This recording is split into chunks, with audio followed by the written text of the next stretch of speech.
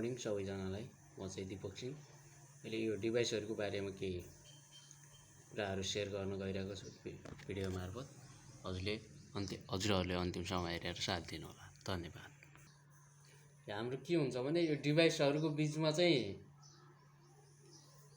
यो networking cable भन्ने हुन्छ हैन, कुनै पनि स्विच अथवा यो राउटिङहरूमा कनेक्ट गर्दाखेरि चाहिँ यसमा एउटा हाम्रो इथरनेट केबल चाहिँ युज गर्नुपर्ने हुन्छ। भन्नाले हाम्रो नेटवर्किङको ल्याङ्ग्वेजमा भन्दा चाहिँ युटिपी केबल भन्छ है त।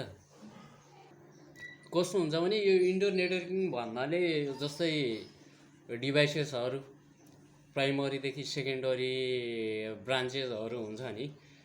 जस्तो मानिलिउँ हामीले चाहिँ यो जुन ठुलो होटलहरूमा यो कलेजहरूमा चाहिँ हामीले नेटवर्किङ गर्नु पर्यो भने के गर्छौँ भने हामीले प्राइमरी भन्नाले एउटा सर्भर हामीले फिट गर्नुपर्ने हुन्छ र सेकेन्डरीलाई चाहिँ हामीले के गर्नुपर्ने हुन्छ भने यो स्विचेस भन्ने हुन्छ हैन, एउटा स्विचेसहरू चाहिँ लन्च गर्नुपर्ने हुन्छ है। यो इन्टरनेटको मार्फत चाहिँ हामीले सबैलाई के अरे यो कनेक्सन दिनुपर्ने हुन्छ।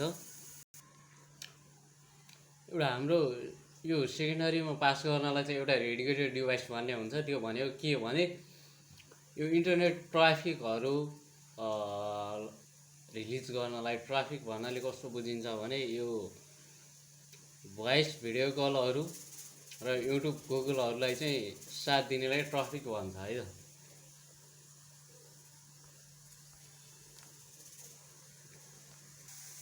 हामी कुनै पनि यो नेटवर्किङ गर्दाखेरि कस्तो हुन्छ भने जस्तो डिभाइसहरू हुन्छ हैन, हाम्रो ब्रान्चहरूमा यो बाहिर हाम्रो ठुलो ठुलो प्राइभेट प्लेसहरूमा चाहिँ कस्तो हुन्छ भने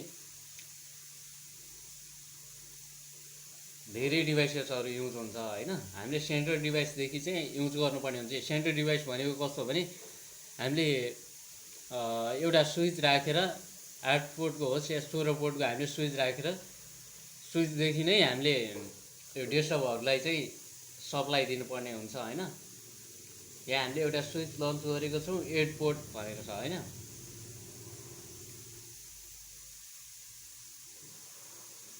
अब हामीले के गर्यौँ भने एउटा सेकेन्डरी अर्को स्विच पनि राख्यौँ है त 8 पोर्टकै। यो जस्तो प्राइमरी स्विचदेखि चाहिँ सेकेन्डरीलाई कनेक्सन गरेर त्यसबाट चाहिँ थप डिभाइसहरूलाई कनेक्सन दिनुपर्छ। अब थप के हुन्छ भने यो प्राइमरीको एउटा प्राइमरी डिभाइस र सेकेन्डरी स्विचको प्राइमरी डिभाइसलाई चाहिँ हामीले कम्युनिकेसन गर्नुपर्ने हुन्छ।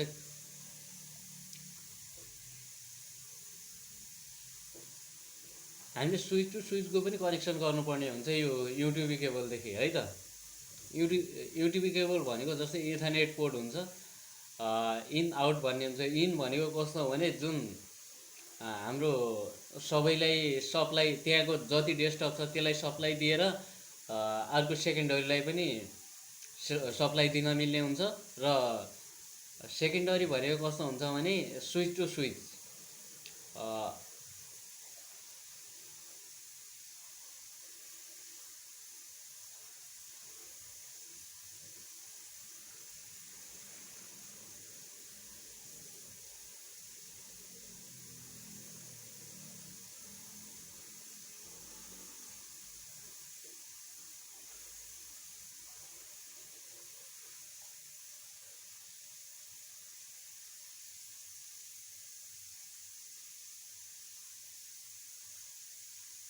जस्तो कस्तो हुन्छ भने यो जुन डिभाइसेसहरू हुन्छ नि हामीले नेटवर्कको थ्रुबाट चाहिँ हामीले कम्युनिकेसन गर्न सक्नुपर्छ भन्नाले जस्तो हामीले ब्रान्चको डिभाइसलाई पनि हामीले इन्टरकनेक्ट गर्नुपर्ने हुन्छ है त।